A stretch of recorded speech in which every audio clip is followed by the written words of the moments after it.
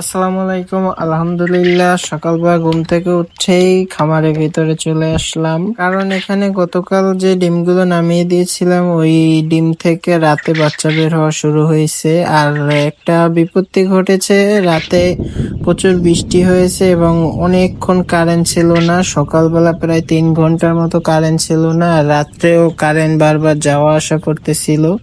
সেজন্য একটু ভয়ে ছিলাম, কারণ এখন যদি এরকম কারেন্টের সমস্যা করে তাহলে বাচ্চাগুলো বের হতে সমস্যা হবে বা বের হয়ে মারা যাবে।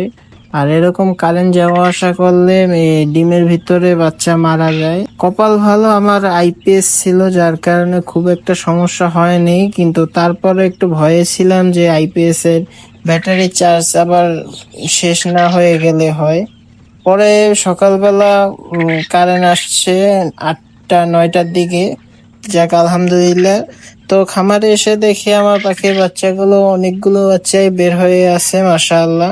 এইগুলো আমি পরিষ্কার করতেছিলাম, আর হয়তো বা কারেন্ট যাওয়া আসা করছে, এগুলো এজন্য অনেকগুলো ডিমের মধ্যে বাচ্চা আটকে আছে, এগুলো আমি বের করে দিচ্ছিলাম। আর আমার যতদূর বুঝতেছি যে এখানে অনেকগুলো ডিম নষ্ট যাবে।